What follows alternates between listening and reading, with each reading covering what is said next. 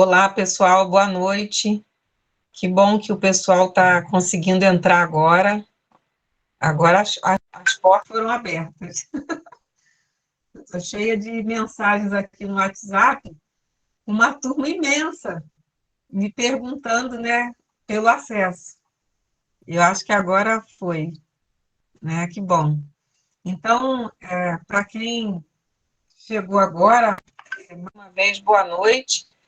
Nós estávamos aqui nos bastidores, atualizando o grupo de algumas informações, iniciando já a nossa gravação interna, uma vez que nós tivemos a preocupação de fazer a inclusão de todos, né, nesse espaço de oficina, né. Nós, na verdade, não esperávamos que a demanda fosse tão ampla, né, até porque a 11ª semana de educação, ela vem com força atendendo temáticas ligadas à educação especial, à perspectiva de atenção às pessoas que de fato precisam de uma educação especial e inclusiva, né? Então, nós esperávamos que as nossas inscrições fossem adequadas, né, ao espaço que nós projetamos. No fim, tivemos que abrir uma possibilidade de transferência para o canal do YouTube, né, que é por onde funciona o GPEC, e a ideia é que a gente, de fato, consiga atender a todas as pessoas que procuraram, né, e mandaram mensagem e e-mail, né, pedindo para que a gente pudesse acolher, né. Então, foi dessa forma que o GPEC conseguiu, então, através dessa tomada de decisão, para que, de fato, todas as pessoas pudessem ser incluídas nessa atividade. Então, a gente vai, de imediato, encaminhando aí o modo como a gente deve funcionar, e é bom que todos que estejam presentes, né, estejam cientes de que a nossa sala, ela foi projetada para um número de até 150 pessoas, né? Pelo que a gente tem de experiência, né, ao longo dos anos, é que normalmente, em torno de 40%, né, as pessoas que se inscrevem acabam tendo outras atividades no mesmo horário e acaba não participando, né? Então, nós acreditamos que o espaço projetado será o suficiente, né, para acolher a todos, né? Um espaço com 150 vagas. Se, porventura, essa sala de aula, né, ficar lotada, né, chegar aos 150, nós já estamos com o plano B, né? Não é o que a gente gostaria, mas é o que nós vamos ter que lançar, que vai ser abrir uma segunda sala, né, nesse caso. E aí, as pessoas que estão nesse momento nos assistindo através do canal do YouTube precisam estar cientes de que, após o momento de exposição da oficina, a gente deve avançar para uma atividade mais dinâmica, em que vocês serão convidados a pensar os problemas que foram projetados em cada imagem.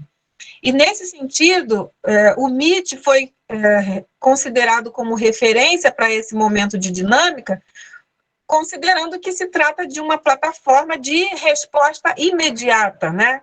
A gente tem aqui as mãozinhas, né? Se concorda, não concorda, se está errado, se não está, a gente consegue fazer esse movimento. Pelo canal do YouTube, já fica um pouco mais complicado, né? Então, se porventura a sala do Meet chegar a 150, nós vamos abrir um novo espaço, né, para que, de fato, a gente consiga concluir a nossa oficina com êxito, de forma que nenhum de vocês esteja de forma isolada, né, excluída desse processo, tá bom?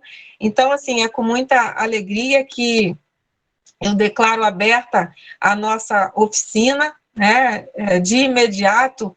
agradecendo aí a adesão, né, do número de inscrições, que foi, de fato, acima das nossas expectativas, né, mas, principalmente, eu quero agradecer as nossas bolsistas, as nossas acadêmicas que são voluntárias, né, porque o GPEC ele não funciona somente mediado pelo trabalho dos bolsistas, né. Eu digo que o GPEC só se transforma, né, num grande projeto porque ele também é tocado, né, pelos trabalhos que são desenvolvidos, desempenhados, né, pelo grupo de voluntários, né? E, nesse sentido, eu preciso registrar o meu agradecimento aqui à Mariana, às duas Anas, Ana Beatriz e Ana Clara, né, que estão hoje, inclusive, como produtoras dessa oficina, né, como autoras, né? Então, elas são voluntárias acadêmicas de um curso de pedagogia que se achegaram para o nosso grupo justamente para abraçar os desafios que estão sendo colocados a cada ano, né? Nesse sentido, eu devo também agradecer a participação da Thais, né, que é uma acadêmica que também tem se envolvido, né, de forma dinâmica com a questão da deficiência visual, né, quem do grupo foi buscar no Benjamin Constant uma formação especializada para que o grupo pudesse, então, avançar. Eu digo também que nós não estaríamos aqui, né, nem no YouTube e muito menos no Meet, se não fosse a expectativa, né, de transformarmos o projeto numa ação acolhedora de um número cada vez maior de participantes, né, a partir dos temas que o GPEC vem identificando como extremamente importantes, né, para a formação do professorado brasileiro, né? Nesse sentido, eu digo brasileiro porque o GPEC hoje se comunica, né, faz interlocução com espectadores que estão muito longe da cidade do Rio de Janeiro, né? E nós só conseguimos fazer esse trabalho muito por conta do engajamento, né, de duas acadêmicas que foram fundamentais na organização desse novo formato com que o GPEC vem se apresentando, né, que é justamente se utilizando de plataformas como o YouTube, o próprio Instagram e o Facebook, né? E a gente deve o nosso agradecimento à Rosane Brito, que é a nossa acadêmica do curso de pedagogia, e também da Sara, né? A Sara, de fato, ela é uma figurinha que pouco conversa, mas que trabalha muito, né? É uma figura assim que não tem horário, ela simplesmente se joga e a intenção dela é colocar, de fato, todo esse trabalho à disposição de um maior número de pessoas, né? E está sempre pensando em possibilidades da gente conseguir chegar com qualidade em qualquer canto desse país. Então, a gente deve agradecer. E agradecer os demais professores e voluntários, né, que apoiam o GPEC, seja fazendo uma linha de divulgação do nosso trabalho, né? Agradecer também ao professor Dalto, que ele não está nessa oficina, mas esteve na atividade de ontem, ele que é um dos professores que coordena esse projeto junto comigo. Nesse sentido, eu acho que vale uma outra fala introdutória, que é de dizer o seguinte, o GPEC, ele é um grupo de estudos, né, que toma a pedagogia histórico-crítica como possibilidade de análise, né, da situação educacional que ocorre no país. Por outro lado, ela também acaba nos levando, né, a pensar nos desafios que estão sendo apresentados por grupos de trabalho que vêm incluindo interessados, professores, né, acadêmicos, estudantes, sociedade civil como um todo, né, que vêm se inscrevendo em nossas atividades e que apresentam problemas, por exemplo, no campo da audição, né? Então, querendo ou não, os nossos cursos de extensão vêm, ao longo dos últimos 3 anos, incorporando, né, esse público em nossas atividades, com a participação de intérpretes no campo das Libras, né? E para o ano de 2022, nós atingimos um número de inscrição que, de fato, saltaram os nossos olhos, né? Nós conseguimos atingir, em nível nacional, em torno de quase 10 mil, né, extensionistas participando de um curso organizado pela nossa base, né, ali na Unicamp. E esse curso, ele apresentava alunos com deficiência visual, né? Nesse sentido, nós, então, projetamos a possibilidade de, a partir de 2022, darmos conta, né, de facilitar aí a circulação desses alunos no interior do nosso curso, né? E aí eu questionava, por que só os surdos, né, vão ter acesso a um curso e não os cegos, né, ou quem possui baixa visão?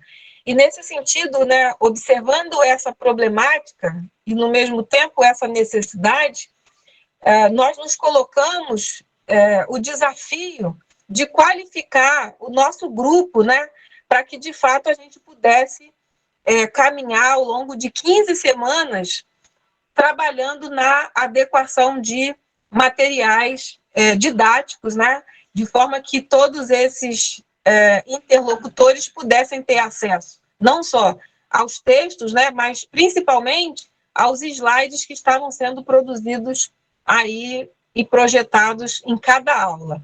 Aliás, eu acho que vale lembrar que nós estamos realizando nessa semana a nossa última aula, né? É o nosso 15º encontro. E eu acredito que a oficina, ela se explica por causa do curso, né?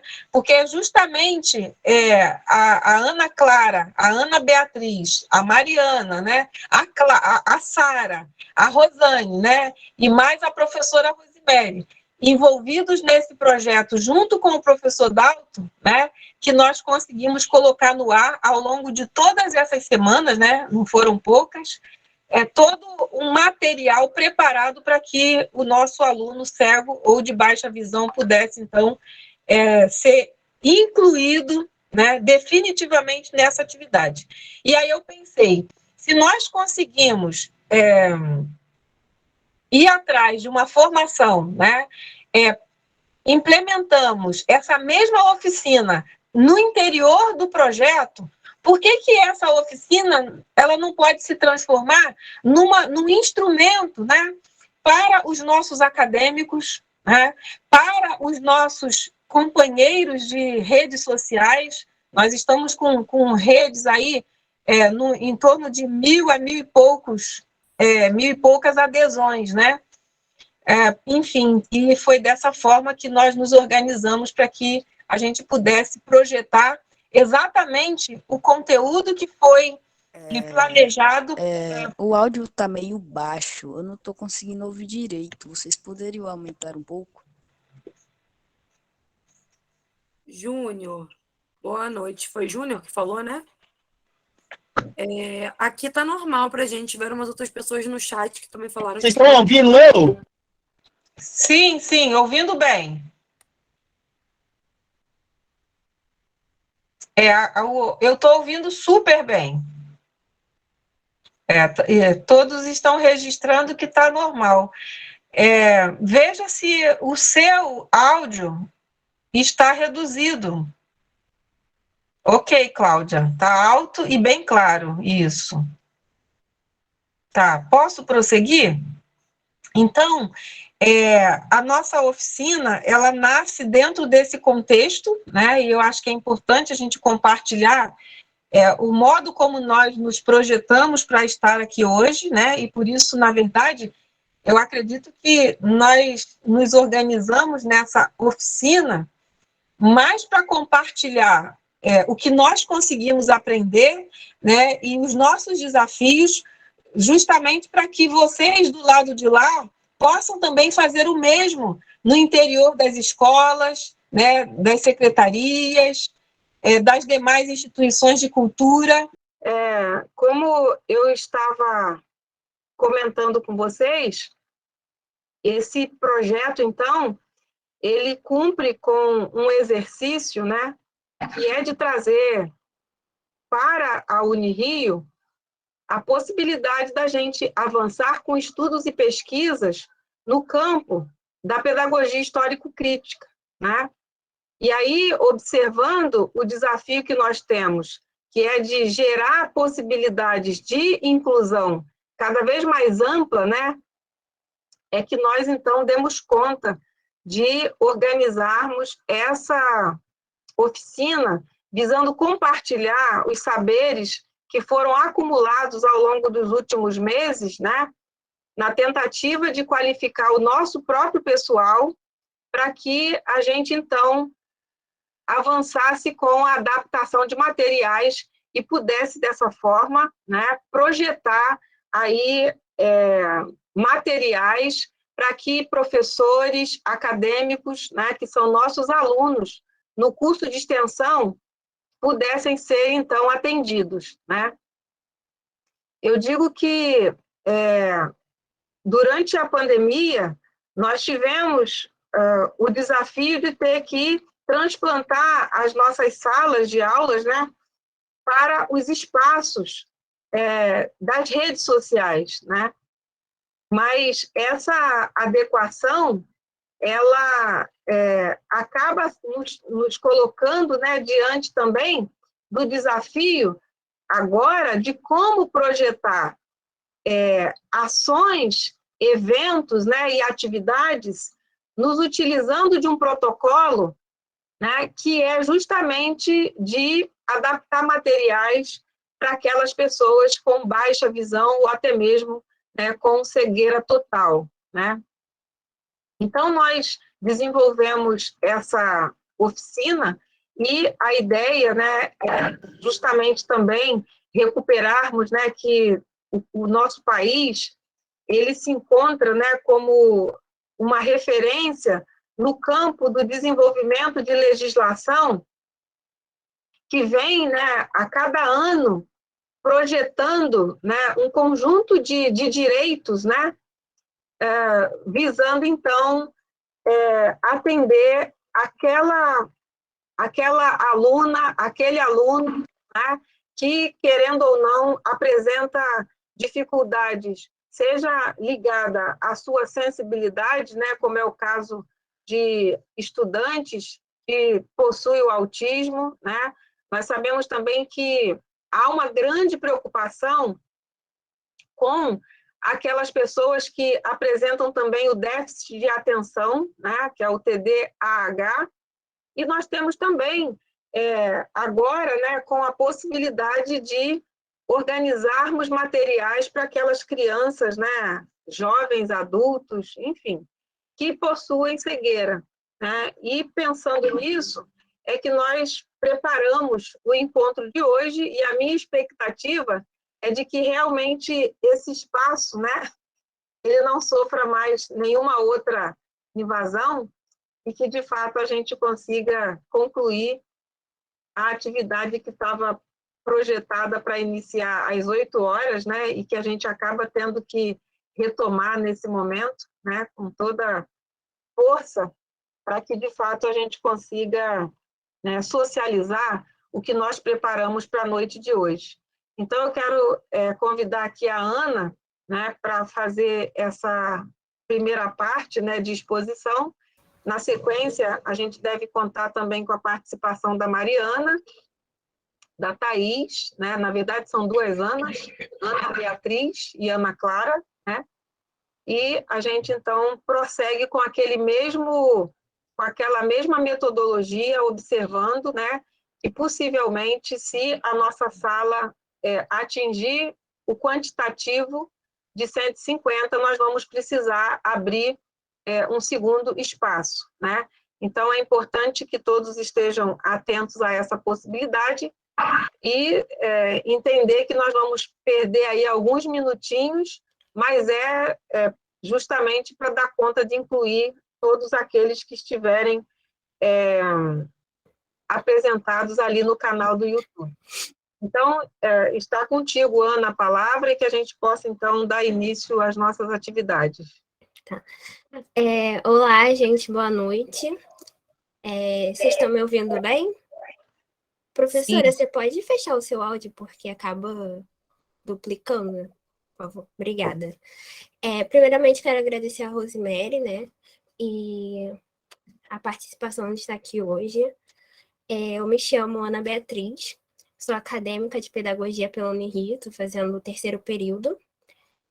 E eu vou fazer uma autodescrição aqui bem rapidinha. Eu sou uma mulher de 19 anos, negra, cabelo cacheado curto, cor preta, uso óculos de armação redonda, estou vestindo um casaco branco e estou dentro do meu quarto. Ao fundo temos um armário, no meu lado esquerdo, uma cama atrás e a minha parede que é colorida. Então, hoje eu e a Ana Clara está aqui, vamos apresentar essa oficina para vocês, que, como a Rosemary já disse, foi uma oficina pensada a partir do projeto que participamos do curso de extensão de Pedagogia Histórico-Crítica, né? Tanto eu quanto a Ana, quanto a Mariana, entramos há uns 3 meses no núcleo de acessibilidade para adaptar materiais para pessoas cegas, para pessoas de baixa visão, para pessoas daltônicas, né? E enquanto eu vou projetar o slide aqui rapidinho, eu vou passar a palavra para a Ana Clara para ela poder se apresentar também, tá bom? Oi, gente, boa noite. Eu me chamo Ana Clara, sou acadêmica de Pedagogia da Unirio também. Também estou no 3º período. E, como a Ana Beatriz explicou, sou voluntária do projeto de extensão de Pedagogia Histórico-Crítica. Eu sou uma mulher, tenho 18 anos, tenho cabelo castanho cacheado na altura dos ombros, uso um óculos de armação preta e estou vestindo um casaco preto. Ao fundo tem um guarda-roupa branco com um espelho. Só queria dizer que eu estou muito feliz pela oportunidade e muito feliz de poder juntar tudo que a gente aprendeu nesses últimos 3 meses dentro do projeto e trazer um pouquinho aqui da informação para vocês. Eu espero que vocês gostem. Em caso de alguma dúvida ou algo que vocês gostariam de acrescentar, pode botar no chat ou abrir o microfone para conversar com a gente. Ô, Ana, o slide está aparecendo certinho? Tá sim. Tá bom. Então, qualquer coisa, vocês podem ligar o microfone, eu não estou vendo vocês. Então, caso dê algum problema, vocês liguem o microfone e me avisem, por favor. Então, a gente pode começar. Então, criamos essa oficina, né, de como produzir documentos acessíveis a partir de toda a experiência que a gente teve. Então, vamos levar um pouco do que a gente aprendeu e das nossas dificuldades, né, do que tivemos dificuldade de adaptar, enfim. Então, para prestar bastante atenção, que às vezes, alguns documentos, eles só precisam de uns ajustes bem pequenos, né, para eles passarem facilmente pelo leitor de tela, ou pela compreensão, pela leitura mais fluida de uma pessoa de baixa visão, até uma pessoa daltônica, enfim, vamos falar isso mais para frente. Então, é importante se atentar para o material sempre estar em PDF, tudo bem? É mais fácil para o leitor ler materiais em PDF, então sempre quando um documento estiver em Word ou outro formato, sempre passem para PDF. Caso eu estiver falando um pouco rápido, vocês podem me parar e que eu repito sem problema nenhum, tudo bem? Então, aqui eu separei os cuidados com texto. Eu vou tratar com vocês do cuidado com texto e eu separei em diferentes slides, em etapas, para ficar mais fácil de apresentar e também de vocês anotarem, caso precisem. Então, a primeira coisa, com cuidado com texto, é que devemos usar fontes sem serifa. Então, aqui nesse slide, temos uma imagem comparando uma fonte sem serifa com uma fonte com serifa, que seria o quê? Uma fonte sem serifa é um A normal, né? Que a gente aprende lá desde pequenininho, é o A. E a fonte com serifa seria esse tracinho em cima e embaixo do A. Tem vários tipos de serifa em diferentes tipos de letras, e elas só servem por, como que eu posso falar? Para tornar o texto mais bonitinho, sabe? Igual aquelas letras estilizadas. E falando nisso, né, também devemos evitar fontes estilizadas, porque tanto a fonte estilizada quanto com serifa, elas dificultam na leitura e também na compreensão do leitor de tela, tudo bem? E aí, então, qual fonte seria recomendada? E aqui temos 4, que eu separei aqui, que é a Arial, a Calibri, que são as mais comuns, né, que usamos normalmente, a Tahoma e a Verdana. E quanto ao tamanho, 16 para textos e 32 para apresentação. E uma coisa que eu esqueci de colocar no slide, mas é muito importante, quando vocês forem fazer um slide, uma apresentação, sempre coloquem um título, para que quando alguma pessoa for utilizar o leitor de tela, ela já entenda o que aquele slide vai comentar. Então, tendo um título, fica mais fácil a compreensão, tudo bem? Aqui, sobre as fontes estilizadas, que eu falei antes, elas só servem para tornar o texto bonitinho, mas não é nada acessível. Então, evitem, prefiram usar as fontes recomendadas. E sobre o uso da cor, como que eu posso falar? Tem 2 coisas que devemos prestar atenção, né? Então, eu vou mostrar primeiro o exemplo e explicar, depois eu mostro outro exemplo e explico. O primeiro é sobre o contraste. Esse vai especificamente para pessoas daltônicas e de baixa visão. Então, aqui em cima, né, temos o exemplo correto, que seriam cores que contrastam, como um preto no amarelo, né, o preto no branco. Enfim, embaixo temos um exemplo incorreto, que normalmente são 2 cores claras juntas, 2 cores escuras juntas. O de baixo é muito difícil a leitura e a compreensão, entendeu? Então, uma pessoa daltônica, uma pessoa de baixa visão, não vai conseguir. Então, sempre utilizem cores que contrastam no texto, tudo bem?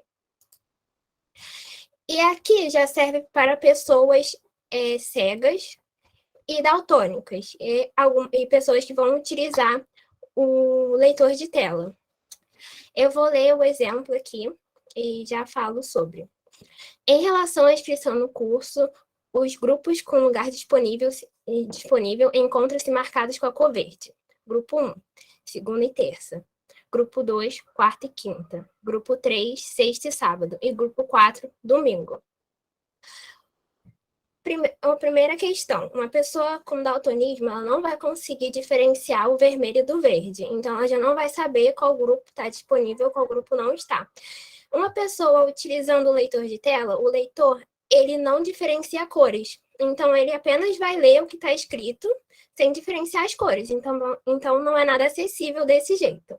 O certo seria esse exemplo aqui, onde colocamos entre parênteses que segunda e terça é o grupo disponível e sexta e sábado é o grupo disponível. Apesar das cores, a gente sinalizou qual grupo está disponível e qual grupo não está. Então, sempre sinalizem. Apesar de, tipo assim,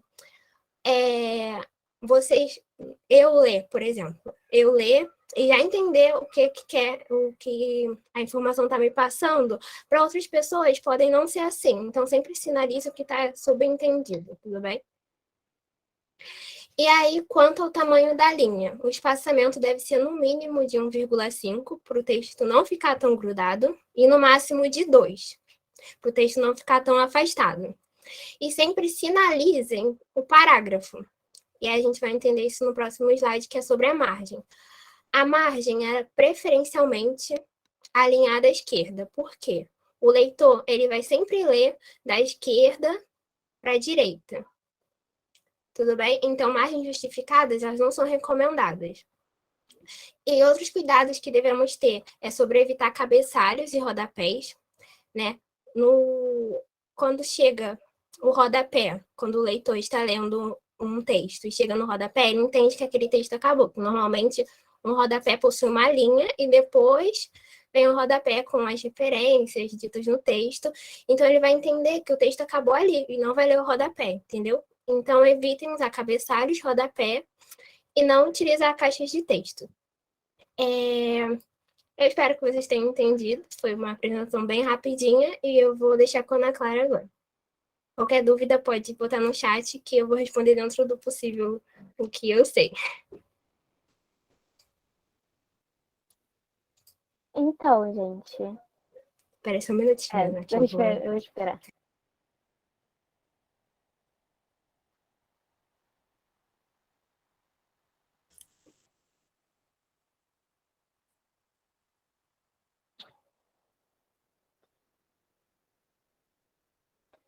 Então, agora eu vou falar um pouquinho sobre o uso de imagens, porque ao inserir uma imagem, recomenda-se que coloque sempre uma descrição textual. E nós fazemos isso usando o texto alternativo.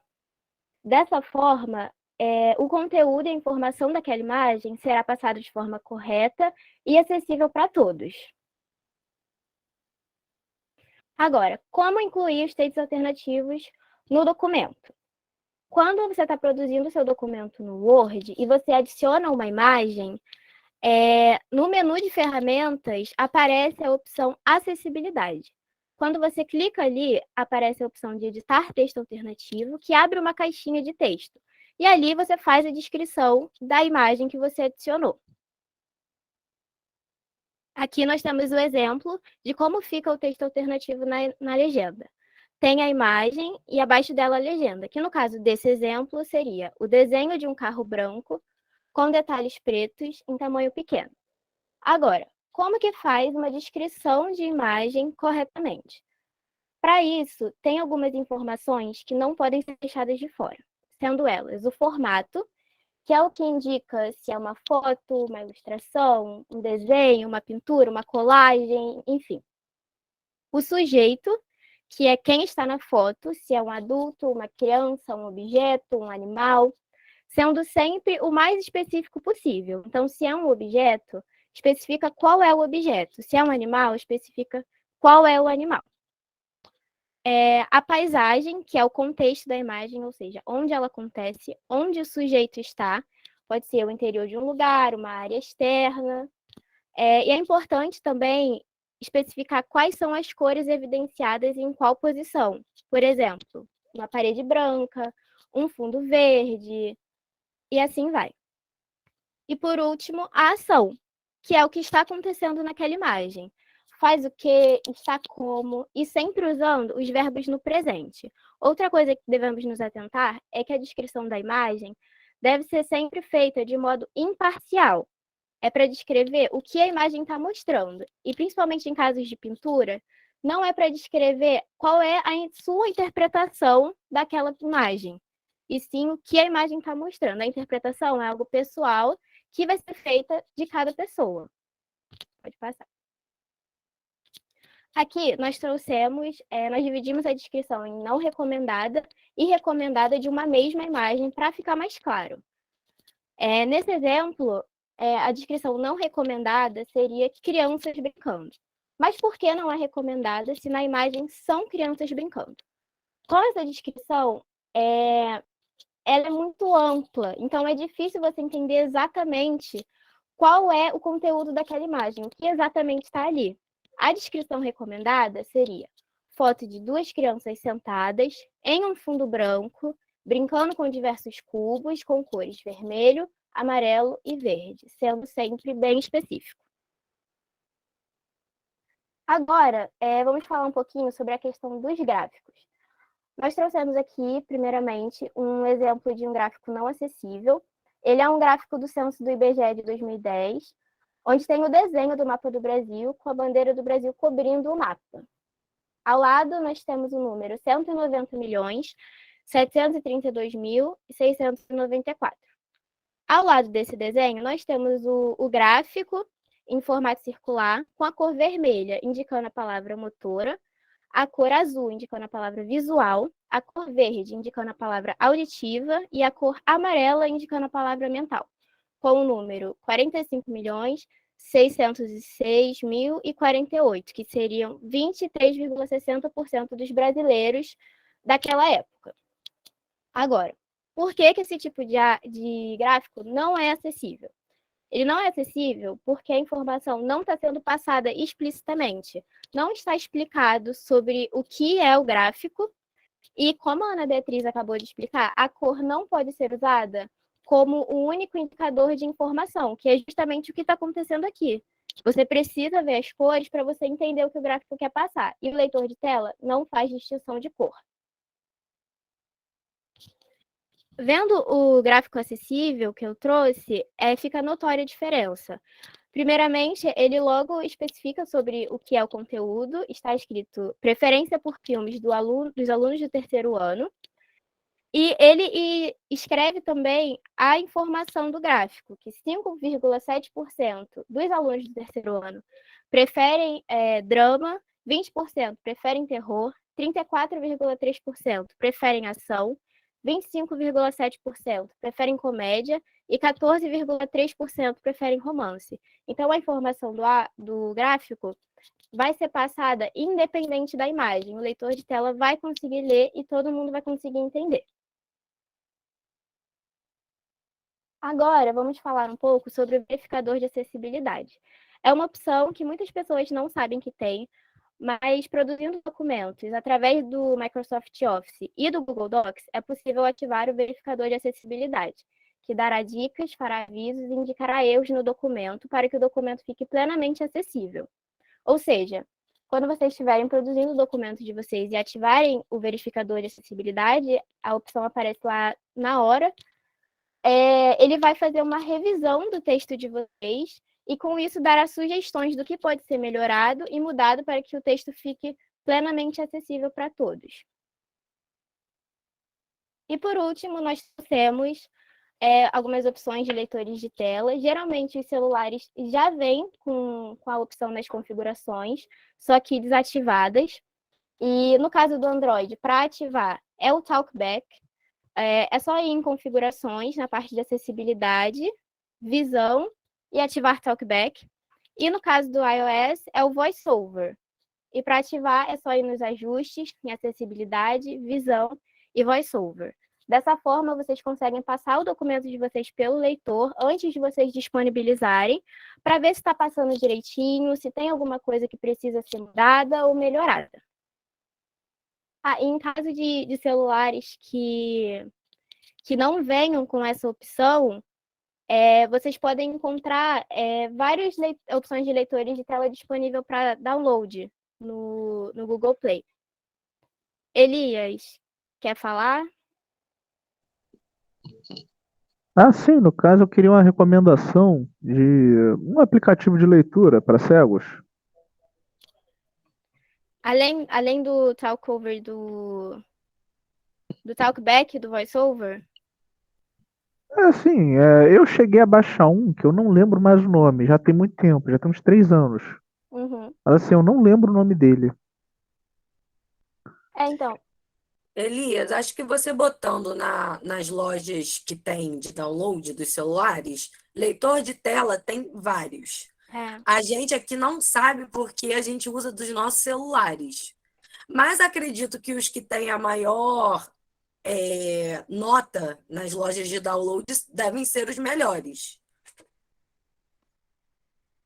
Tudo bem? enfim, é isso, gente. Nós separamos as ferramentas mais comuns e as que nós mais usamos nesse período de adaptação dos materiais do curso de extensão. Mas existem várias outras e é sempre bom ir se atualizando e pesquisando. Inclusive, tem um curso gratuito do Instituto Benjamin Constant online e as inscrições estão abertas para adaptação de documentos. Vale a pena pesquisar, vale a pena se inscrever. Eu espero que vocês tenham gostado, entendido. E agora, se vocês tiverem alguma dúvida, pode mandar no chat alguma observação. E agora eu vou deixar com a Mariana e com a Thaís para elas darem continuidade. Obrigada, meninas. Foi ótimo. Queria dar boa noite de novo para todo mundo. Agora a gente está indo para a parte final da oficina. E como já passamos agora por ataques, vamos esperar para que não aconteçam. No máximo, só vai acontecer um ataque aqui da minha gata, que ela gosta de aparecer aqui na tela. Mas vamos torcer. Aí, essa parte da oficina, a gente queria fazer uma atividade um pouco mais lúdica, com interação de vocês. Quem puder participar no chat, ligar o microfone, a gente vai fazer algumas perguntinhas. Mas antes eu vou fazer minha autodescrição. Eu sou uma mulher, tenho 27 anos, sou branca, tenho cabelo castanho claro, uma franja, uso óculos com uma armação um pouco ovalada e preta. No fundo, eu estou sentada no meu quarto, uma parede branca, tem uma televisão, uma cortina e um espelho. Aí agora eu vou deixar a palavra para a Thaís, para ela também fazer a autodescrição dela. Boa noite, pessoal. Boa noite a todos, todas e todes. Vou realizar minha descrição agora. Eu sou uma mulher de 19 anos. Eu tenho cabelo castanho escuro, sou branca, o meu cabelo é na altura dos ombros. Eu estou usando uma camiseta cinza com decote em V. Atrás de mim tem uma parede verde, uma cortina vermelha e uma estante com flores em cima. De início, quero agradecer muito a participação de vocês e a oportunidade que a professora Rosemary está nos dando de estar aqui hoje. E vamos começar, vou começar a apresentar. Boa noite, só um instantinho. Antes de Sim. você começar, eu queria saber que eu botei até na página do Instituto Benjamin Constant, não estou conseguindo achar o curso. Como é que você sabe? Eu vou disponibilizar o link para vocês aqui no chat, agora mesmo. Obrigada.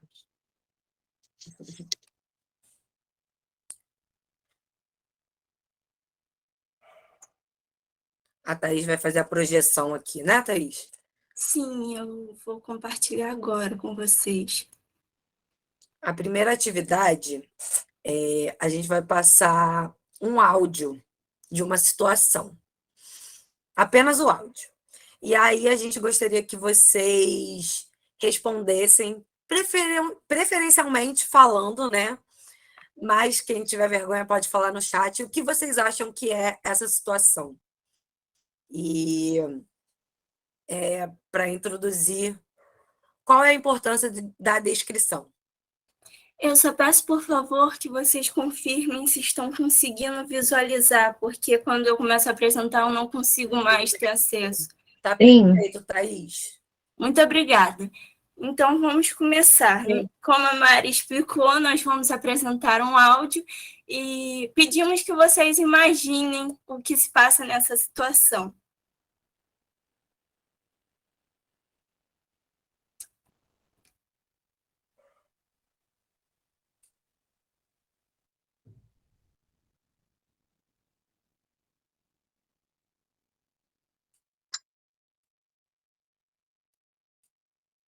Continua para vocês? Não está indo.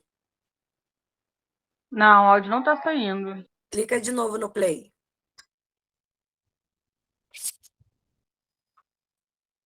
E não está indo. Não conseguem escutar? Não. Eu vou tentar apresentar de outra forma. Só um minuto.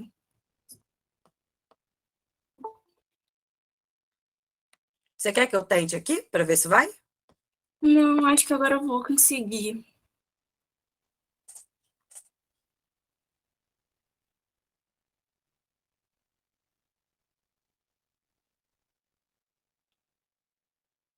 Aparece para vocês? Tá aparecendo. Dá play aí pra gente ver. Conseguem escutar? Não. Não. Mari, então você... Eu tenho um áudio aqui. Tudo bem. Computador. Aí, Thaís, você pode falar por que a gente pensou nessa dinâmica, né? Então, pessoal, nós, na nossa sala, nós tivemos um colega com deficiência visual, Severino. Ele passou essa atividade para a gente, para nós vermos como é o cotidiano de um deficiente visual. Então, é uma dinâmica bem legal e nós passamos a ter outra visão, tanto de como é a vida deles e também de como é importante a descrição. Eu acredito que vocês vão gostar. Ó, partilhei aqui Queria saber se está indo. E vou dar o play. Aí vocês me confirmam, tá bom? Sim. Foi? Não. Eita! Olha que a gente fez esse teste antes, hein? Sim, nós testamos hoje de manhã. Deixa eu tentar, então, partilhar aqui no Google. Gabriele levantou a mão. Perdão, gente. É que, assim, pela experiência que eu tenho no Google Meet, quando você coloca para compartilhar a tela, tem as opções sobre o que você quer compartilhar. Sim. E eu não me engano, quando você coloca para compartilhar só a guia, sai o som. Tirando os outros, eu acho que não sai. Só a opção da guia sai som. Obrigada, Gabriele. Vou tentar. Vamos ver se agora vai. Eu partilhei aqui. Eu vou tentar fazer para ver se vai. Tá aparecendo aí, gente? Vamos lá. Sim. Sim, agora foi. Agora tá perfeito.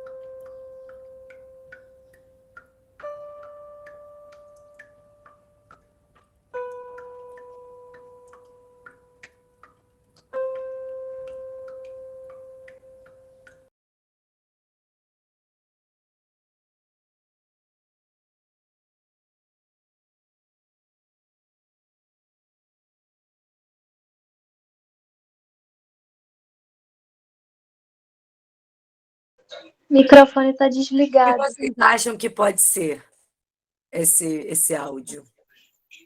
Eu tomei muitos sustos aqui. Eu não sei, parece uma pessoa em casa, sei lá, tava numa mesa rasgando papel e depois foi tomar banho numa banheira, não sei.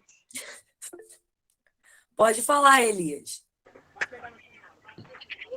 Bem, parece que o telefone tocou, ele foi atender, quebrou alguma coisa, o de vidro. Daí ele teve que juntar os cacos, jogar fora, embrulhar direitinho. E ele deve ter se machucado e foi se lavar na torneira, lavar o machucado. Eu acho que eu escutei uma água caindo. Mais alguém acha alguma coisa diferente? Boa noite. Eu concordo plenamente com ele. Que tem água, aí caiu algum vidro, alguma coisa. É muita água, muita água. Complicado. Uma hora que esse som da água me pareceu um cachorro se sacudindo. Pode falar, Miriam. Miriam levantou a mão. Boa noite. Boa noite. Eurivaldo, do Rio de Janeiro. Eu penso que... Eu imagino, talvez o barulho também de um despertador ou também de um telefone. Eu escutei também barulho de água, ou como se alguém tivesse, como disse, quebrado alguma coisa e tivesse juntando os cacos, mesmo talvez sem enxergar. Foi mais ou menos isso que eu tentei imaginar. Legal. Então, agora eu vou botar o vídeo para vocês verem realmente qual é a situação que vocês acabaram de ouvir, que a gente acabou de ouvir.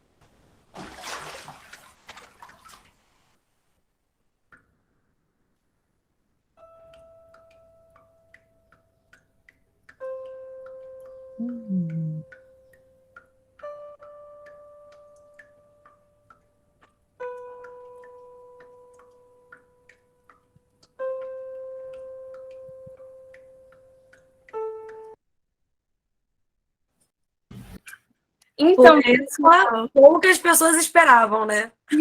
eu vi que bastante gente ficou chocado no chat.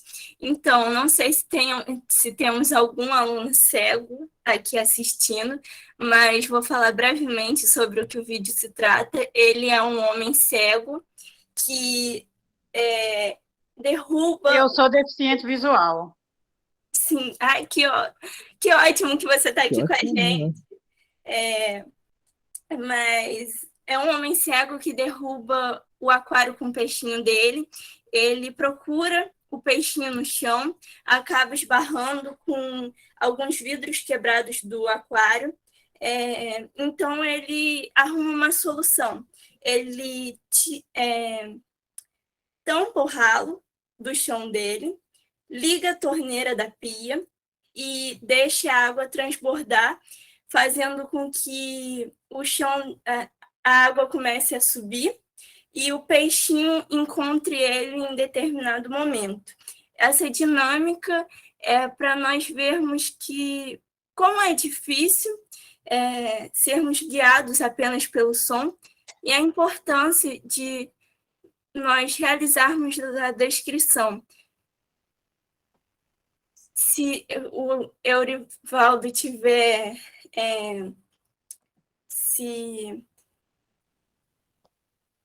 se ele tiver...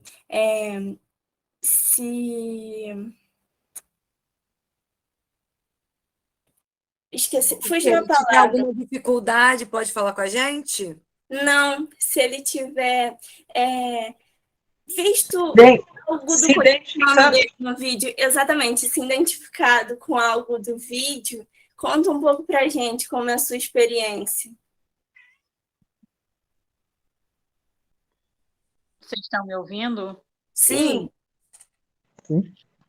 Olha, é uma dificuldade enorme, porque eu não digo que eu passei por essa situação, mas identificar as coisas, muitas vezes, pelo som, é muito difícil. Por exemplo, você vai, não sei se é o caso do exemplo, mas se você vai numa palestra,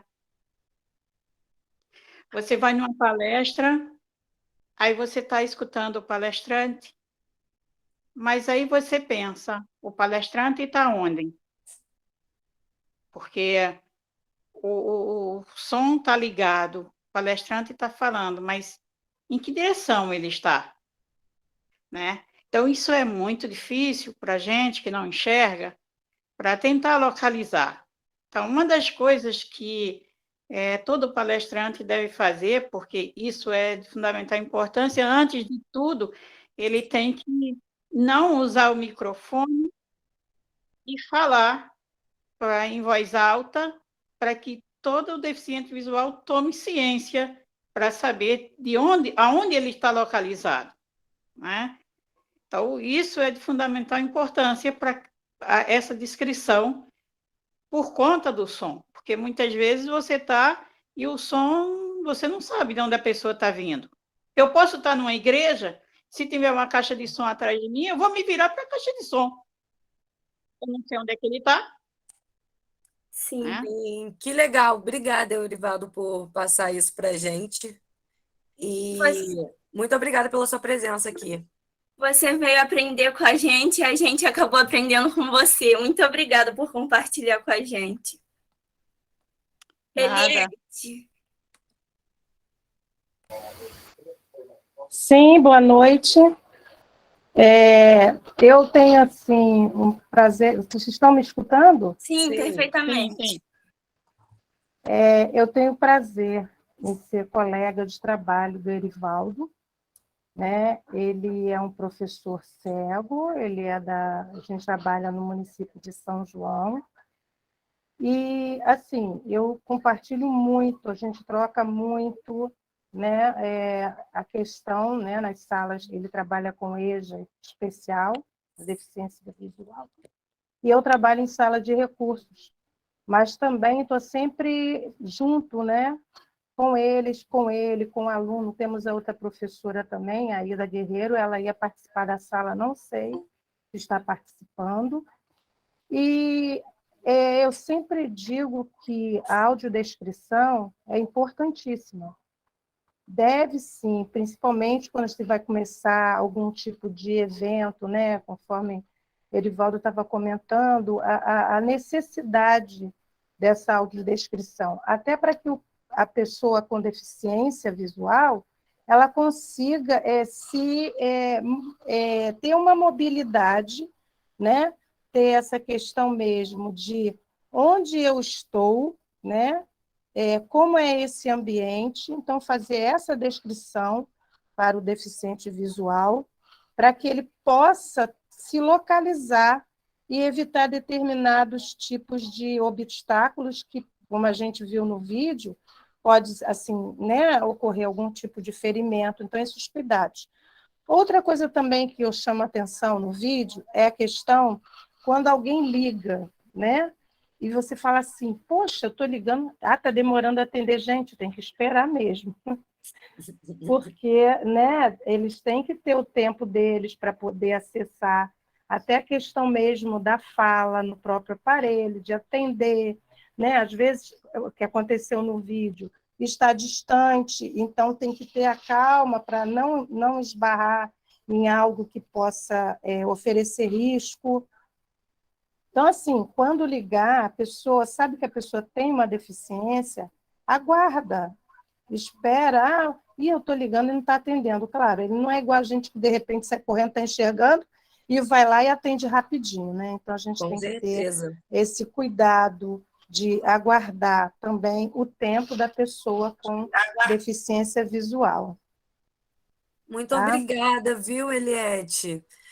Eu acho que isso que Eliette falou é de fundamental importância, porque eu já passei por esse problema, e mesmo que eu não more sozinho, mas às vezes o telefone está numa parte da casa e você está em outro lugar da casa, e já me ligaram, já aconteceu isso de me ligarem, e eu realmente, às vezes a gente quer dar uma de que enxerga, e aí eu saí correndo por dentro de casa para atender o telefone, taquei meu dedinho pequenininho do pé no móvel, e aí Quando eu cheguei lá, já não consegui mais atender o telefone, porque ele parou de tocar, ou a pessoa desligou, não sei.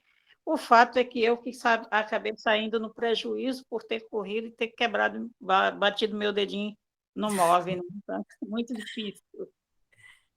Então, a gente introduziu, né, perguntando por que adaptar. A ideia era só passar o vídeo, mas acho que vocês já complementaram a nossa pergunta e acho que todo mundo já entendeu, né, que é uma necessidade geral. A gente sempre tenta buscar adaptar, né? Com certeza. Para o próximo slide. Agora a gente vai se atentar um pouquinho nas questões das leis, né? A Constituição Federal de 1988, ela fala que a educação ela é direito de todos e dever do Estado, né? Mas a Constituição tem, peraí que eu sou de humanas, 36 anos, 34 anos. 34 anos atrás, né? Estávamos falando que a educação é direito de todos, mas a gente sabe que teoria e prática muitas vezes não acontecem, né? Acontece que só em 1994, 8 anos. 8 anos? Alguém me ajuda aí na conta, gente, é interativo. 6 anos, 6 anos depois. 6 anos.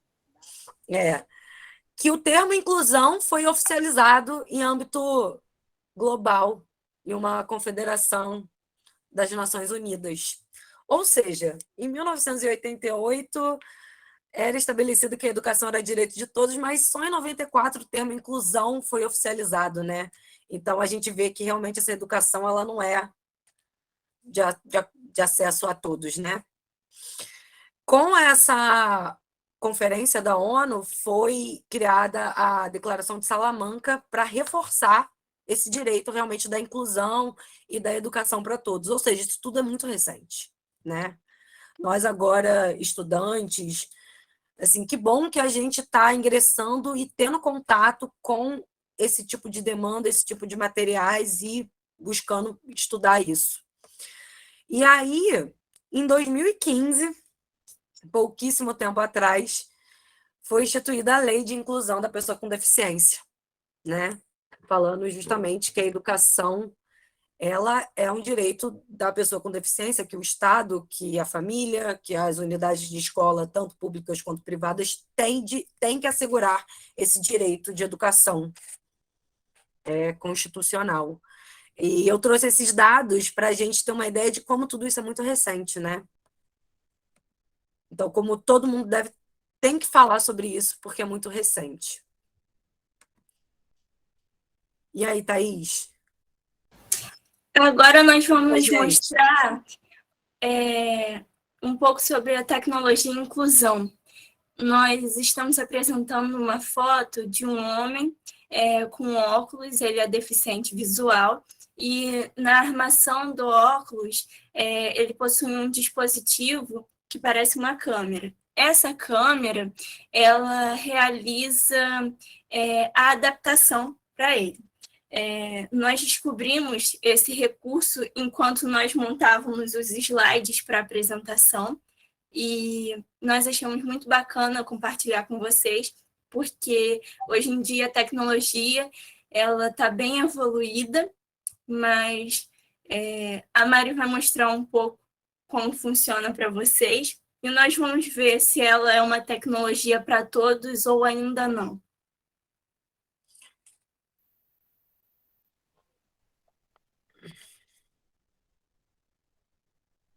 Ler um livro comum sem precisar recorrer ao Código Braille. Pagar contas num banco, sem auxílio de ninguém.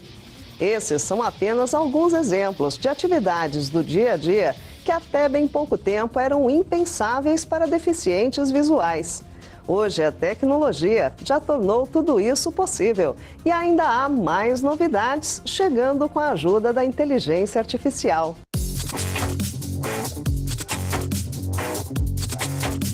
Realizar pagamentos, fazer compras e ler são atividades simples do dia a dia, mas um enorme desafio para quem sofre de deficiência visual. Mas essa é uma realidade que está em plena mudança. A tecnologia está trazendo cada vez mais soluções para que as pessoas possam enxergar o mundo sem precisar dos olhos. Só no Brasil, segundo dados do IBGE, são mais de 6,5 milhões de pessoas que não enxergam ou possuem a visão reduzida e que podem se beneficiar com os avanços tecnológicos.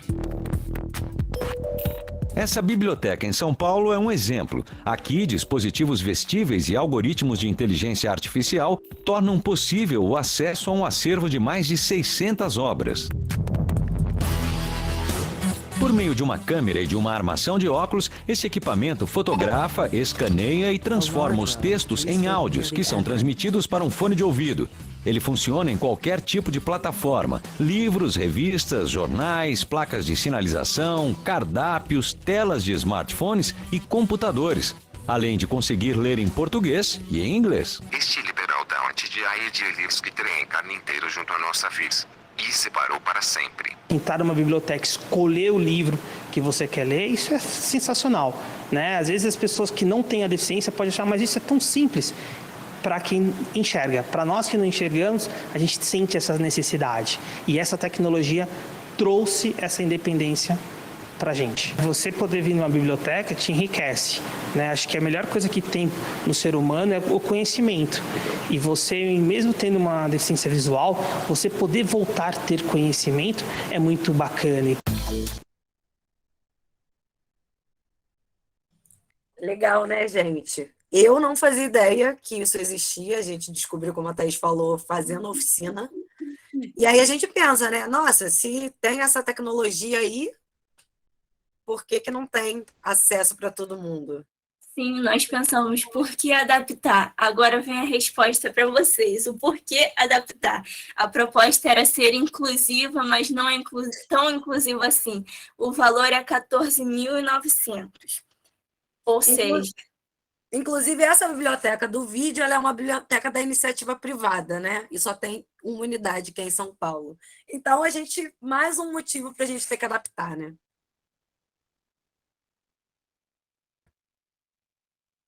E aí, agora, a gente vai fazer a dinâmica com vocês. A gente vai mostrar alguns materiais, né? Para a gente aprender na prática, porque a primeira parte, as Anas mostraram as questões técnicas que têm que ser, né, editadas nos textos para a gente conseguir fazer a adaptação correta.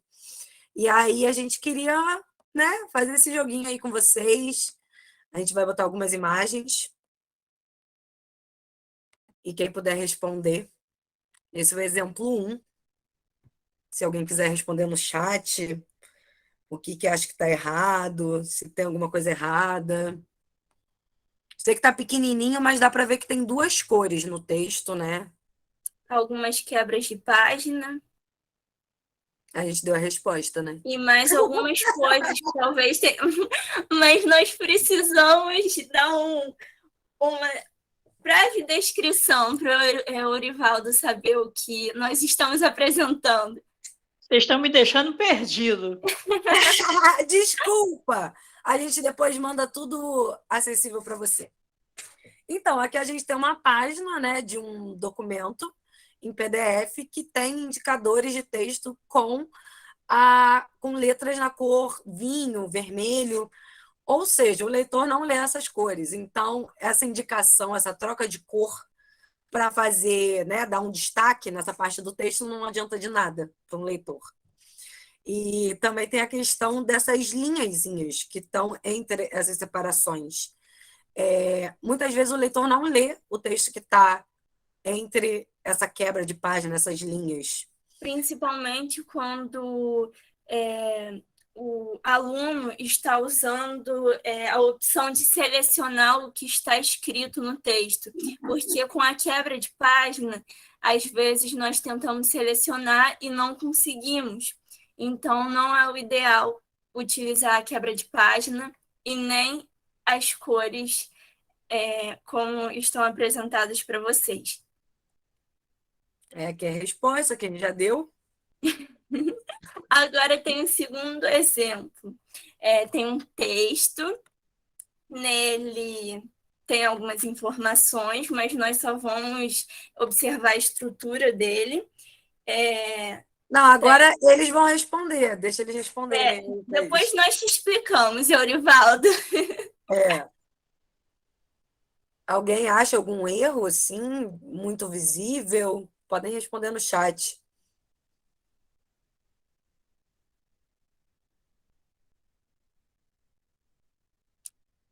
Ninguém. Olha, Mari, tem um Sem monte de resposta descrição, no chat. Oi, pode falar. sem descrição e essa margem aí riscada. Mais alguma coisa? Será que Além do tem? rodapé. Eu acho que o texto está justificado. É verdade, Gente, está justificado. ui, desculpa. O negrito também, as palavras resumo e palavra-chave estão em negritas e o. Não, o Ou sem. negrito não é um Não? problema para o leitor. Tá. Geralmente, para o leitor, não é legal botar em itálico ou sublinhado, que pode dar algum problema. Mas, no geral, o negrito não. Mas é basicamente isso que vocês falaram. Inclusive, a gente não tinha visto na hora que a gente fez. Ele está Nós não colocamos o justificado. Ele está justificado. Tem essa margenzinha, né? Quadriculada. E tem o rodapé, né? A questão do rodapé. O rodapé, ele é uma questão complexa, assim. Não sei se vocês lembram na apresentação anterior, que inclusive as Anas colocaram que era melhor evitar o rodapé. Mas, se o texto tem um rodapé, a gente tem que tomar alguns cuidados, né? Por exemplo, tem leitores de tela que são mais antigos que não leem o rodapé. Então, é sempre importante a gente fazer o teste. E aí, como que a gente faz esse teste, né?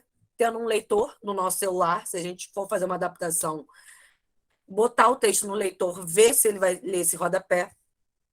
Se ele ler, perfeito. Senão, a gente tem que editar.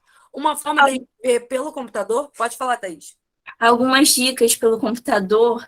No início da nossa apresentação, eu não lembro quem, mas lembro que alguém perguntou. Existem 2 aplicativos que eu já usei. Existem inúmeros, mas os 2 que eu usei que foram muito bons é o NVDA e o 2Vox, que eles são um dos mais utilizados. Então, eles são ótimos, como também os recursos de acessibilidade disponibilizados pelos aparelhos mais modernos. Aí, a gente fez um videozinho. Ô, meninas, eu tenho uma aluna que ela tem baixa visão porque ela é albina. A luz do computador tem uma maneira de, quando ela estiver vendo o computador, melhorar, ela não enxerga direito o computador por causa da luz que tem, né? A iluminação da tela. Tem uma maneira de melhorar isso para eles? Tem uma tecla no computador que é F11, que diminui a iluminação da tela do computador. Não só isso, mas também tem configurações de contraste de cores. Você escolhe qual cor você quer mais contraste. Tem a luz noturna, que deixa a tela mais amarelada, entre outras configurações que dá para deixar bem acessível. E caso ela utilize lupa no computador, também tem como você configurar e toda vez que ela for utilizar, automaticamente a luz do computador já abaixa, fazendo com que fique melhor a visualização dela. Muito obrigada. Nada. A gente fez um videozinho mostrando um pouquinho como funciona no computador. Porque no computador é diferente do celular, né? No computador a gente consegue ver de outra forma se o rodapé consegue ser lido pelo leitor, né?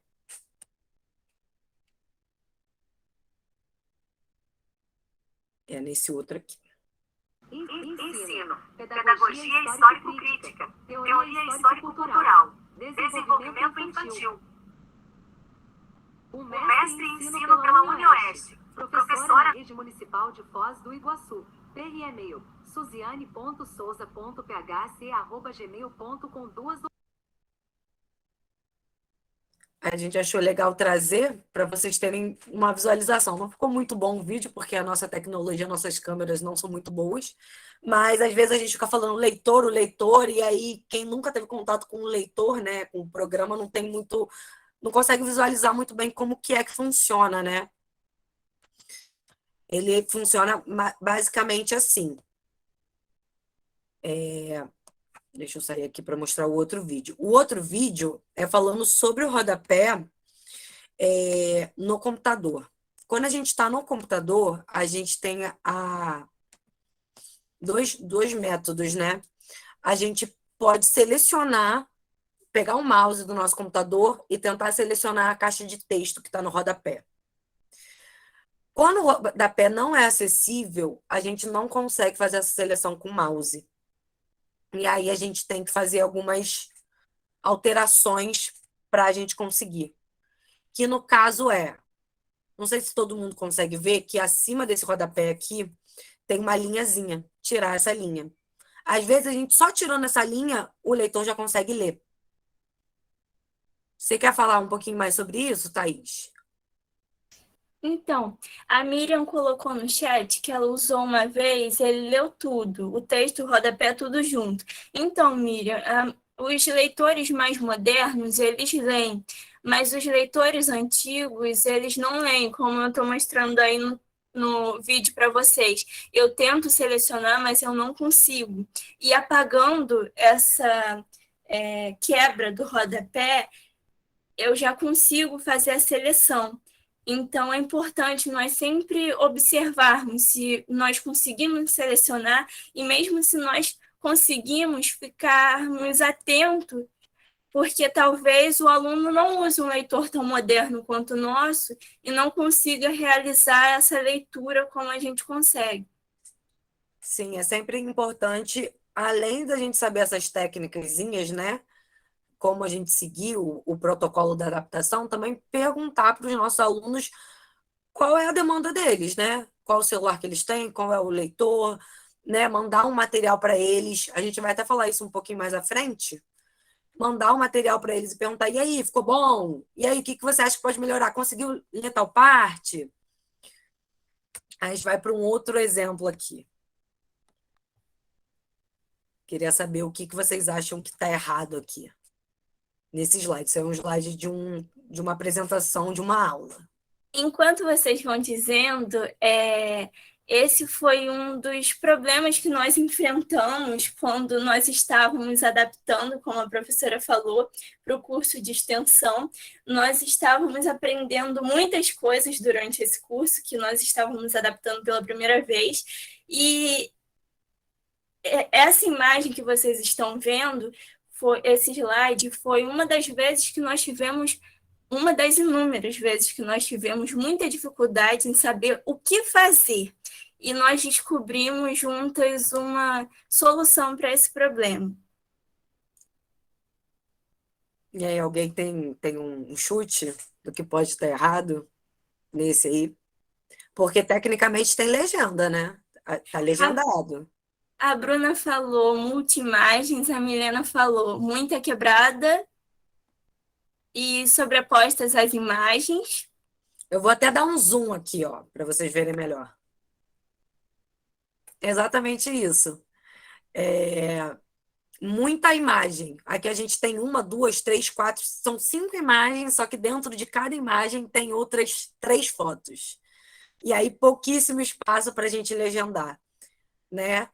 O certo seria cada imagenzinha, né, estar individualmente. E como vocês veem, as imagens têm colagens, o que atrapalhou muito a gente. Nós realizamos a descrição, mas ela não ficou tão detalhada quanto deveria. Como exemplo, na imagem 9, nós descrevemos cartaz feito à mão sobre materiais recicláveis e não recicláveis. Só que existiam muitos detalhes na imagem, os quais nós não conseguimos descrever com tanta minuciosidade por conta da quantidade excessiva de informações que as imagens estão apresentando. Exatamente. Aí O que a gente achou de solução? Vamos fazer um novo slide, vamos deixar 2 imagens só dessa colagem, porque até alguém falou no chat isso, a legenda está muito ruim. Por quê? Porque o slide estava com muita foto, não tinha mais espaço no slide para poder botar a legenda, escrever, porque já estava totalmente sobrecarregado. Então, isso é importante para quem está fazendo adaptação, né? Por exemplo, se algum professor te manda um slide com muita coisa, crie outras páginas, divida ali, calma, tranquilo. E também é importante a gente passar essas informações para a pessoa que está produzindo o slide, né? Porque ninguém faz isso de propósito, né? Justamente é uma falta de informação e a gente tem que passar essa informação adiante. Tanto nós botarmos isso em prática quando a gente for fazer um slide nosso, como passar isso para colegas, para professores, enfim. Optem sempre por utilizar imagens que não tenham tantas informações, sejam objetivas e sem muitas informações. É isso. Vou passar para a próxima. Eu fico imaginando vocês falando essas coisas e eu volto a tempos atrás, quando eu estava na faculdade, e eles botavam questões de prova com charge.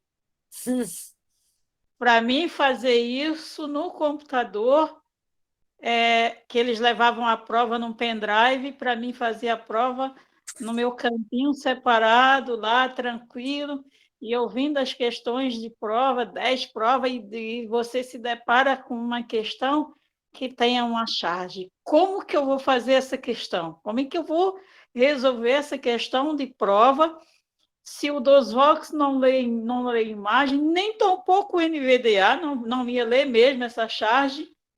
Como era que eu ia fazer essa questão? Sim. Chamei o professor e perguntei, professor, como é que eu vou resolver essa questão de prova? O que é isso aqui? Eu sabia o que era, mas eu tive que perguntar. É uma charge. Tá, é uma charge, mas como é que eu vou resolver essa questão? É difícil.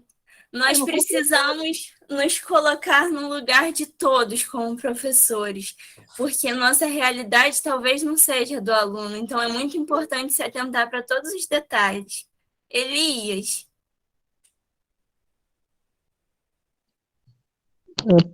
Só fiquei curioso com a reação do professor dele, o que o professor dele fez quando ele apresentou o problema. Simplesmente ignorou. Ó, que absurdo, né?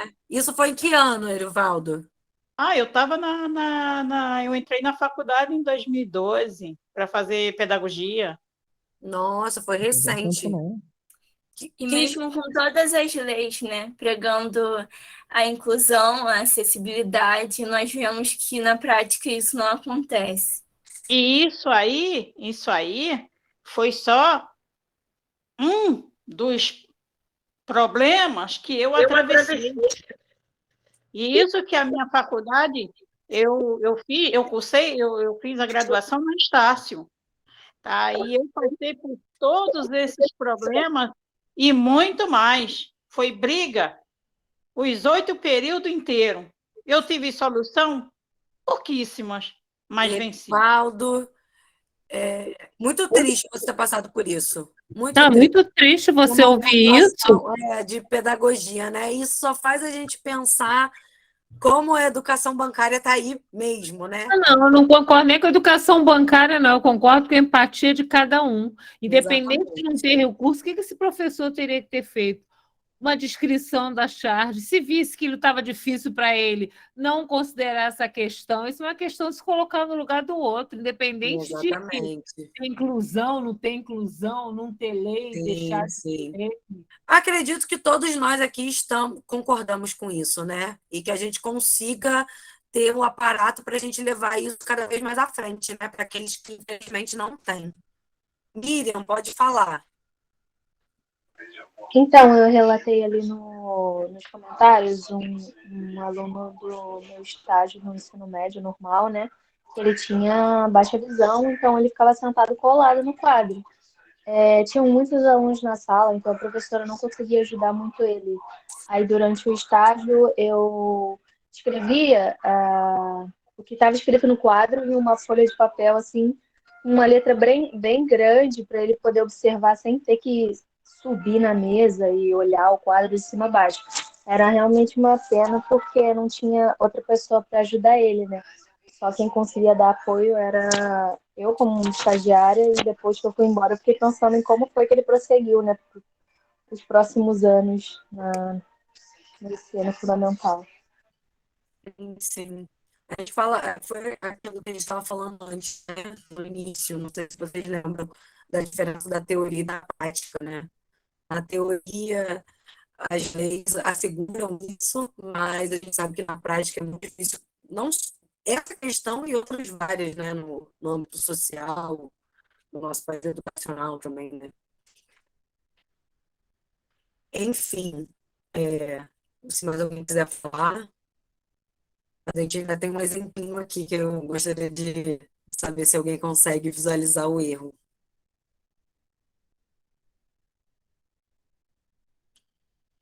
Vou perguntar para uma das Anas que apresentou os slides iniciais. Vocês sabem qual é o erro aqui dessa imagem?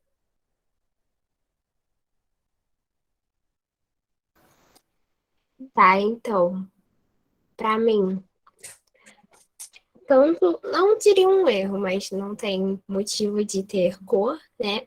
A imagem, para mim, tá difícil visualizar o que tá acontecendo.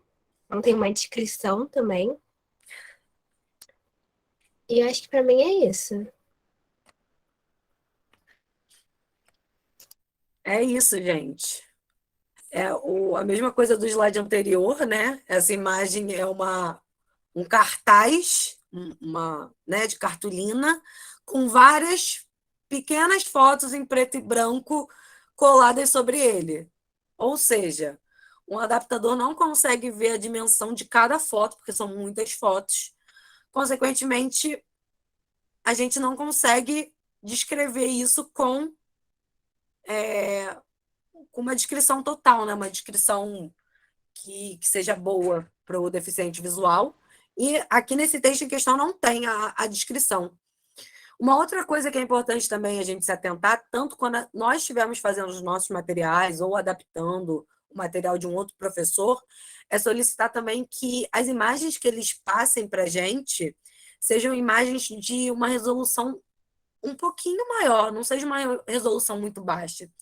Porque o que acontece? Por exemplo, um exemplo dessa imagem. Se a resolução dessa imagem estiver muito baixa, o adaptador vai estender ela para conseguir ver os detalhes de cada foto e não vai ter como, não vai ter a possibilidade, porque a resolução da imagem está baixa. Então, assim, procurar fazer uso de imagens que tenham uma alta resolução para a gente conseguir detalhar certinho, se for uma imagem com muitos detalhes, detalhar certinho o que está nela, né? E uma coisa que vale ressaltar, que não é um erro, é uma coisa positiva que tem aí nesse texto, é a indicação de parágrafos. Sempre que forem escrever um texto, coloquem a indicação do parágrafo, que facilita muito para o deficiente visual, porque o leitor vai ler de uma forma que consiga indicar que existe um parágrafo ali, facilitando muito. Então, nunca deixem de indicar. Vamos para o próximo, ó. A gente tem aqui 3 formatos de texto. Esse é fácil, ninguém nem precisa falar, pode botar só um número no chat. Qual desses aí é o certo? Eu vou falar um aqui.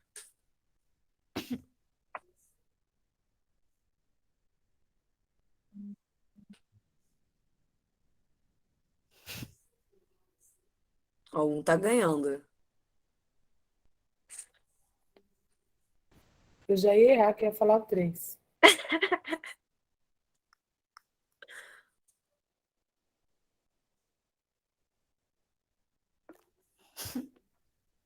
Ó, a Thaís até criou uma enquete aí, ó. Se quiserem botar na enquete. Tá pipocando.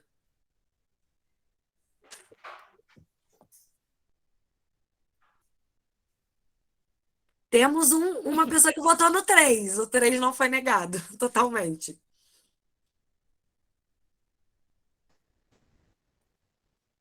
Posso dar a resposta? Todo mundo já que queria opinar já respondeu? Vai, dá a resposta aí, Thaís. Vai. Então, pessoal, todos estão corretos, dependendo de cada situação. A Mari vai explicar um pouquinho para vocês. Acho que não saiu. Oi, Alice. Meu Deus! Opa, desculpa. O microfone está aberto. Obrigada. Então, gente. Colocaram até a opção 4 e nem tinha ali. Eu vi. Olha, a opção 1 e 2, ela é correta para deficientes visuais totais. Por quê? O leitor lê, porque a margem está alinhada à esquerda. Mesmo no segundo exemplo, ó, vou voltar aqui, tendo muita separação de letras. Não é uma separação muito, né, que o leitor não faça essa leitura. A 3 já é diferente. Ela é indicada para alunos com baixa visão, porque quando ele utilizar a lupa, esses espaços fazem com que as palavras fiquem mais destacadas, o que vai facilitar para ele, mas não é indicado para alunos com dislexia, porque esse espaço pode fazer com que eles fiquem incomodados na hora de ler o texto. Então, sempre se atentar e observar o caso de cada aluno. É isso, comunicação, gente. Sempre se comunicar com o aluno. A gente fez até um videozinho aqui para mostrar esse exemplo 3, né, com a lupa, com a ferramenta de lupa que tem no Word, no Google Docs, no Microsoft, não, Windows Edge, que é um navegador que também é possível. E também nas configurações de acessibilidade dos celulares e dos computadores, a gente também consegue botar a lupa. A lupa, no caso 3, né, no exemplo 3, ela mostra que fica muito mais fácil a compreensão das palavras para alunos de baixa visão, porque ele tem um espaçamento maior, né? Como a Thaís falou, e aí fica mais clara a compreensão. Aí acho que agora a gente está indo para o nosso último exemplo. Esse aqui é um pouquinho mais difícil. Vamos ver se vai aparecer melhor. Não sei se você... Tá todo mundo conseguindo ver mais ou menos assim? Pelo menos a ideia assim dessa imagem? Não estou enxergando absolutamente nada. Nada? Você tá pelo celular? Não, estou pelo computador, mas eu acho que minha internet está meio Tudo ruim, a resolução errado, um pouco sem baixa, contraste, e a letra deformada, como aquela que não é indicada. Esse desenho também, nessas cores também sem muito contraste, eu acho que tá meio difícil. Thaís, faz uma enquete aí. A gente quer saber quantos erros tem. Na verdade, não precisa ler muito bem, não, gente. Essa É imagem. jogo dos 7 erros? É, Eu achei sim. 3. Eu achei 3 por enquanto. 3. Você consegue fazer uma enquetezinha aí, Thaís? Sim, vou abrir a enquete, pessoal.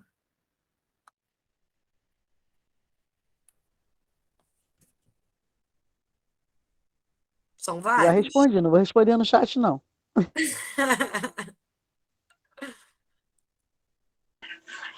não tem parágrafo. Também, é.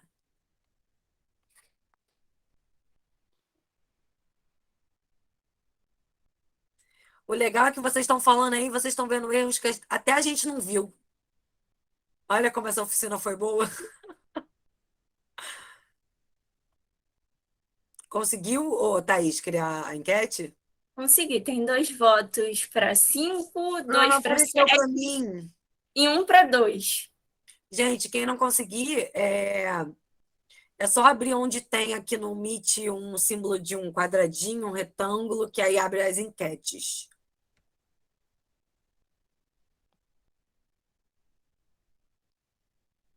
Antes as respostas estavam subindo para mim, agora não estão subindo mais, não.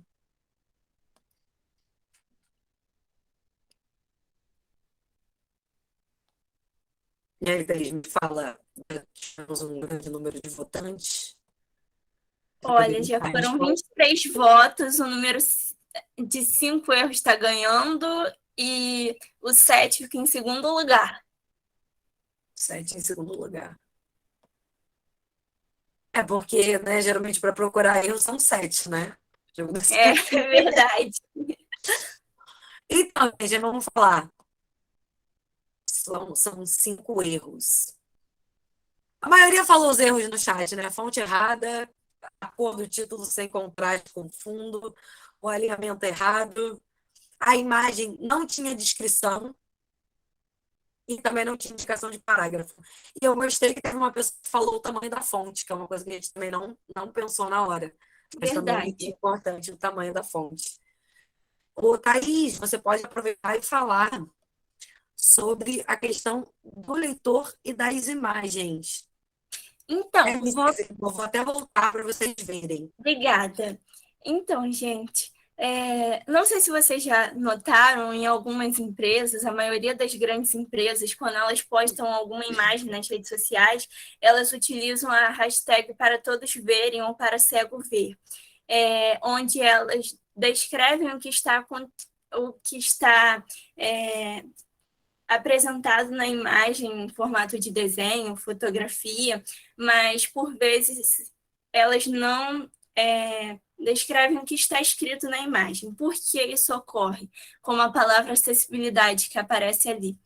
Porque os leitores mais modernos, eles são capazes de ler as coisas que estão escritas nas imagens. Então, por conta disso, eles realizam apenas a descrição da fotografia ou do desenho que está sendo apresentado. É muito importante isso também. Exatamente. Tem algumas leitores, né, que leem as coisas que estão escritas na imagem. Então, por exemplo, nesse exemplo aqui, sendo um leitor novo, a gente conversando com o nosso estudante, sabendo que o leitor dele é novo e que faz essa leitura, a gente não precisaria legendar essa palavra acessibilidade, apenas os desenhos, né? Legenda, imagem de desenhos, enfim, sem ter que botar imagem, escrito, acessibilidade. Então, é a tecnologia ajudando, né? Cada vez mais nessa situação da adaptação, né? E é isso, gente. A gente queria agradecer a todo mundo que participou, quem falou, quem deu a sua opinião. É a minha primeira oficina e das Anas. A gente gostaria de agradecer e também pedir desculpas se ficou alguma coisa enrolada. A gente aprendeu tudo isso em pouquíssimo tempo, né? E aí a gente achou muito legal passar isso para vocês. E acho que a Thaís também tem alguns informes para falar sobre lista de presença. Eu estou enviando aqui a lista de presença no chat e também gostaria de agradecer muito a presença de vocês, pedir desculpa pelo ocorrido no link anterior. Infelizmente, tem coisas que nós não prevemos e nós também não gostaríamos, mas acontecem. E queria dizer para que todos continuem, como vocês estão aqui, lutando por direitos, por igualdades e tornando o mundo mais acessível. É muito importante que todos continuem assim. Obrigada por partilharem esse tempo com a gente e estarem aqui até agora. Eu quero agradecer muito, foi muito bacana, aprendi bastante. E também queria falar uma coisa, eu não estou conseguindo acessar a lista de presença. Regina, se qualquer coisa, me envia seu e-mail, por favor, que daí nós já deixamos registrado e entramos em contato com você por e-mail. Tá bom, então. Se estiver ocorrendo...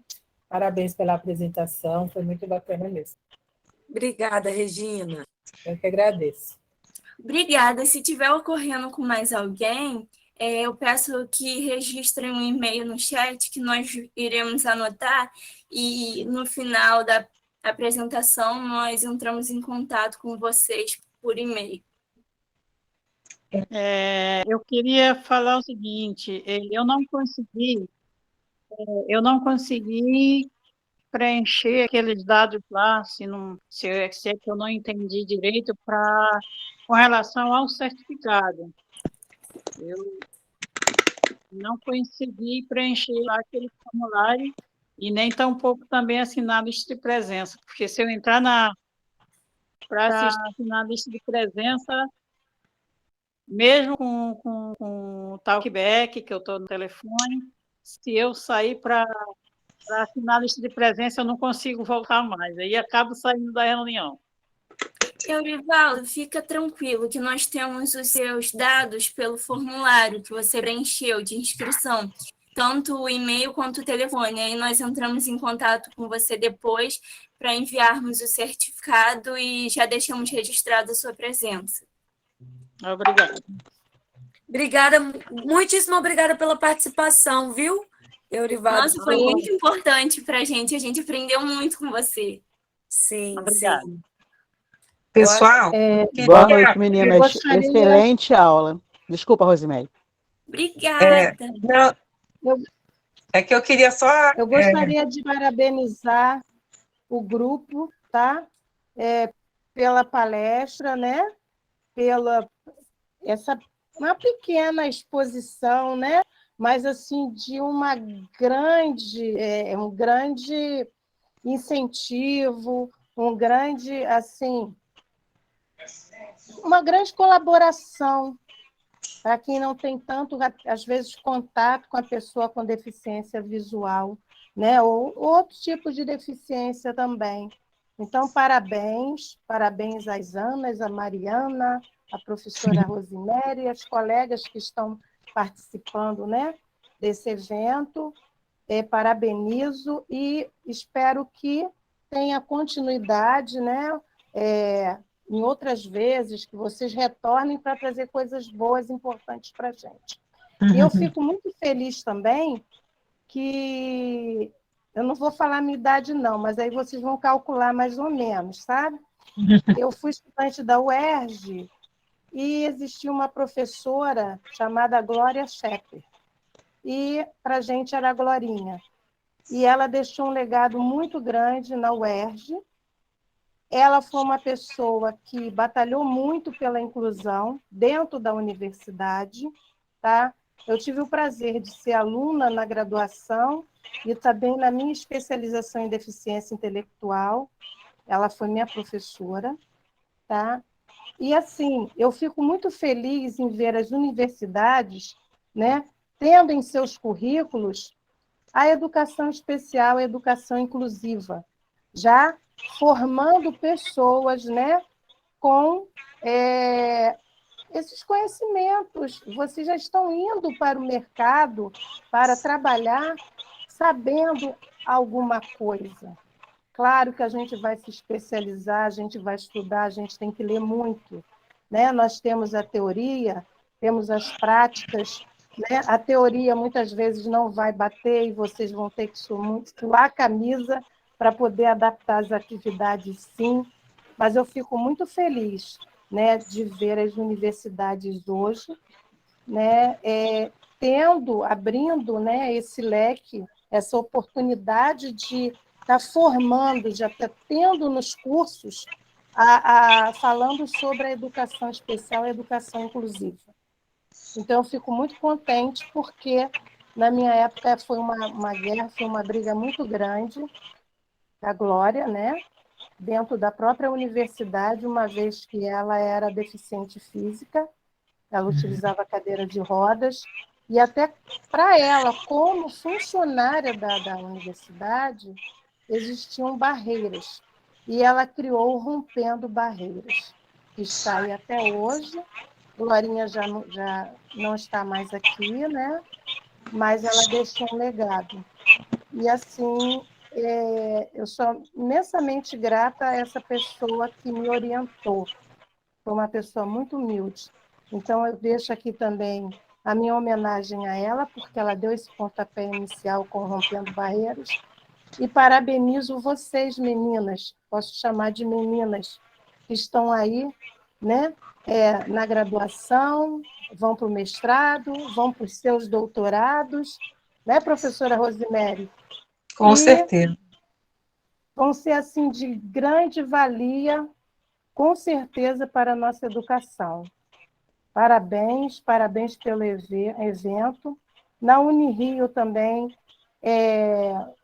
foi trabalhar uma colega nossa, ela trabalhou comigo, a professora Etienne, que é professora de Libras.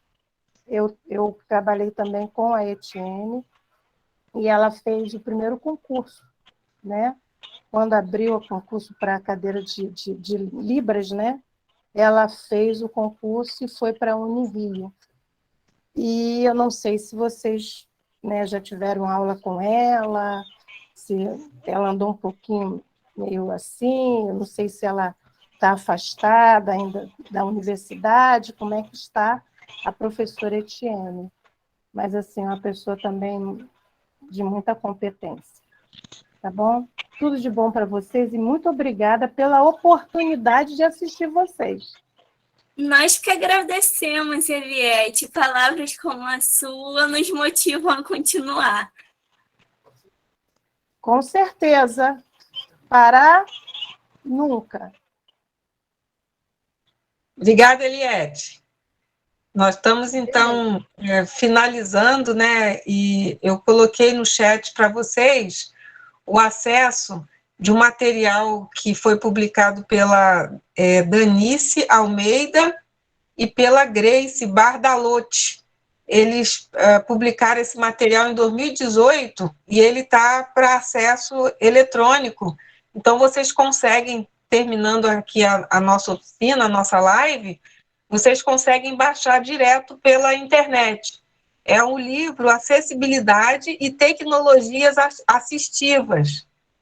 Vocês conseguem aprofundar a discussão que foi apresentada hoje na oficina, né, com base nesse material. Né? A gente sabe que o tempo aqui foi um tempo razoável, né, mas que nós temos a expectativa de que essa intenção pela temática ela avance, né, aqueles que estão iniciando aí a sua formação no campo da educação especial, né, que possa acompanhar o que há de mais recente produzido no campo acadêmico-científico.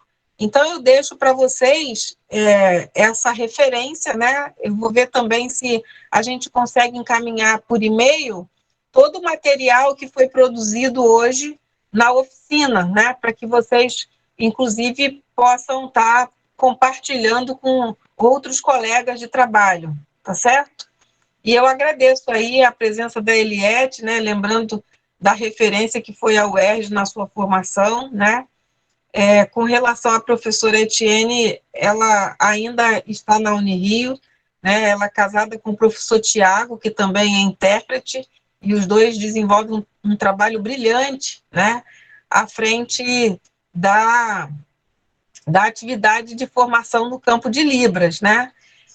Enfim, nós temos os demais professores que também trabalham numa perspectiva mais geral da educação especial, né, mas, de fato, o GPEC, ele vem aí compartilhando aquilo que, para nós, custou muito caro, né, que foi gerar a produção desse material ao longo dessas últimas 15 semanas, né.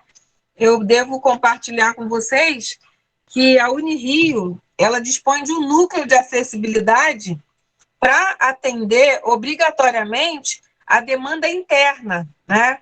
Quando nós apresentamos a nossa demanda, que é considerada externa por ser extensão, né, nos foi avisado das condições limitadas, né, que é de garantir a adaptação de materiais para fora, né, uma vez que o número de servidores que produzem esse tipo de atividade é extremamente restrito, né, mas é o que nós temos para atender os alunos que passaram no vestibular, né?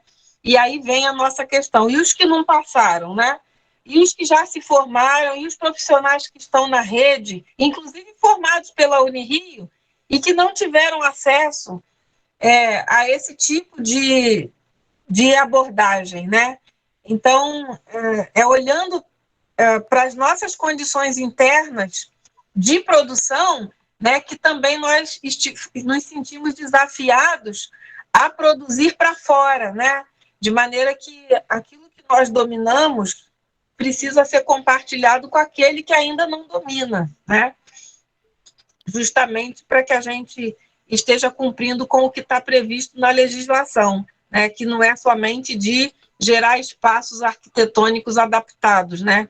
Mas nós precisamos dar conta também da produção de materiais, principalmente de materiais didáticos, uma vez que nós estamos vivendo uma política em que até o material didático usado pelo aluno vem sendo hoje produzido por professores, né? Para quem está no Rio de Janeiro e não sabe, e para quem está fora também, né, o que vem tomando como referência hoje a produção de material didático nas escolas, né, não será daqui para frente as grandes editoras, né, e as grandes referências no campo acadêmico, mas o material didático vem sendo hoje rascunhado e editado e publicado por professores da rede municipal. E essa tem sido uma tendência em alguns municípios. Então, é importante que o professor tenha acesso a essa informação para que ele, de fato, consiga produzir materiais acessíveis, né, a alunos com baixa visão ou até mesmo o aluno cego. E a gente vai ficando por aqui, né, agradecendo aí a presença de todos vocês, né, que conseguiram atravessar esse tempo conturbado de invasão na nossa sala, né, e a gente conseguiu chegar ao final, né, num único ambiente, sem termos que abrir uma outra sala, né, como eu já havia comentado com vocês, pela nossa experiência, a gente tem aí 40% de pessoas que acabam desistindo, né, então a nossa expectativa foi atingida e o trabalho foi realizado. E a gente agradece aí o empenho, o engajamento, né, da Ana, das duas Anas, da Mariana, da Thaís, a Rosane, que já não está mais aqui, a Sara, que esteve aí garantindo a projeção para a nossa rede social, né, que é o canal do YouTube, e agradecer também aqueles que se inscreveram e não puderam estar, né, porque eles vão acessar todo esse material a posteriori. E era isso que a gente tinha para hoje. Nos encontramos aí nas nossas jornadas. Nós temos uma atividade para amanhã, que é uma roda de conversa sobre as novas tecnologias durante a pandemia, e um painel temático que vai discutir as condições em que são formados os nossos professores hoje, né?